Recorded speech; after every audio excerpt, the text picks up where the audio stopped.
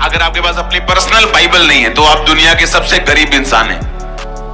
कुछ महीने पहले मैंने एक वचन में, एक संडे मीटिंग में मैंने अपनी पहली बाइबल दिखाई थी, सबसे पहली बाइबल, जो जगह जगह से तेल के निशान पड़े हुए हैं। उस बाइबल को देखकर आपको मालूम पड़ेगा कि वचन से प्रेम करने वाले कैसे झूठते हैं। आप प्रभु को समझ नहीं सकते जब तक आपके पास बाइबल ना हो। परमेश्वर आपसे कभी बात नहीं कर सकते जब तक आपके पास बाइबल ना हो। आपके हजारों क्वेश्चंस ऐसे हैं जो आप परमेश्वर से रोज पूछते हो और परमेश्वर एक बात का भी जवाब नहीं देना चाहता, क्योंकि वो सारे जवाब ऑलरेडी वचन में लिखे हैं। और जब पवित्र आत्मा ने मेरे को बताया था 2004 में 5 में कि जो क्वेश्चन तू कर रहा है कि ये क्यों नहीं हो रहा मेरी लाइफ में, ये चंगाई अभी तक क्यों नहीं आई, ये बरकत क्यों नहीं आई, वो सारे जवाब वचन में। और जब मैंने वचन पढ़ना शुरू किया था, मेरी लाइफ सेम नहीं थी उसी साल से। और इसीलिए मैंने कहा कि अगर आपके पास अपनी पर्सनल बाइबल नहीं है तो आप दुनिया के सबसे गरीब इंसान हो,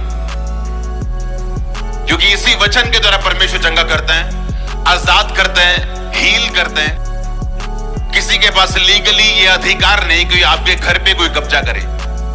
पर क्या कब्जे नहीं होते? आज भी होते कि नहीं होते?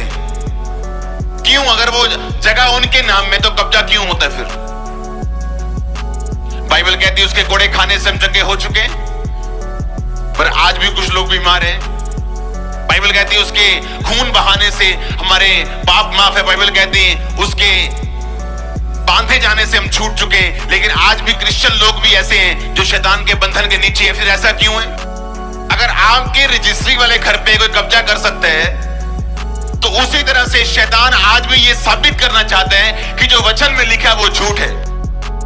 और जब कोई कब्जा करता है आपके घर के ऊपर, आप केस करते हो, आप केस जीतते हो, उसे खाली करना पड़ता है। और उसी तरह से अगर आप बाइबल में से शैतान के ऊपर केस नहीं करोगे, अगर उसने आपको बीमार किया, बाइबल कहती है उसके कोड़े खाने से आप चंगे हो चुके हो, आप सारी उम्र बीमार रह सकते हो अगर आप केस ना करो। और केस वही कर सकता है जो संविधान को जानता हो, और क्रिश्चियनिटी में वो केस वही कर सकता है शैतान के ऊपर जो अपने इस आत्मिक संविधान को जानता हो।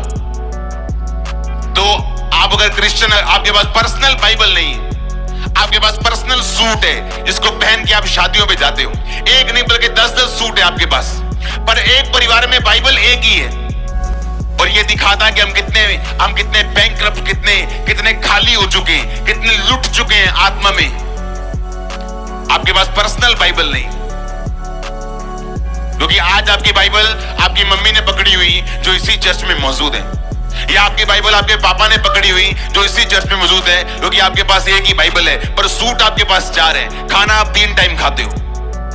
आज जब वचन से प्यार नहीं रह गया लोगों को, ना वचन के बारे में लालसा रह गई, इसीलिए हम क्वेश्चंस करते हैं और जवाब नहीं आता, क्योंकि परमेश्वर ने पहले से लिखित रूप में जवाब दिया हुआ है। और जिस बात में परमेश्वर ने पहले से जवाब दिया हो, कि परमेश्वर ने कुछ जवाब लिखित रूप में दे दिए बाइबल में, कि मुझे बार बार सिरदर्दी ना हो और लोगों को बार बार बोलना ना पड़े ताकि लोग पढ़े और जवाब लें, आज वही जवाब वाली बाइबल आपके पास नहीं है।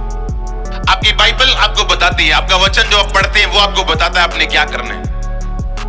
हो सकता है कि आपका केस सेम ना हो जो आप बाइबल में पढ़े, पर परमेश्वर आपको सेम मिलता जुलता कुछ ऐसा पद, ऐसा कोई विषय बाइबल से दे सकता है जो आपकी बातों का जवाब दे सके और आपकी आत्मा को खुराक देता है कि आपकी आत्मा, अभी आपको मिरेकल नहीं भी मिला तो भी परमेश्वर में अड़ी और खड़ी है इस वचन के कारण।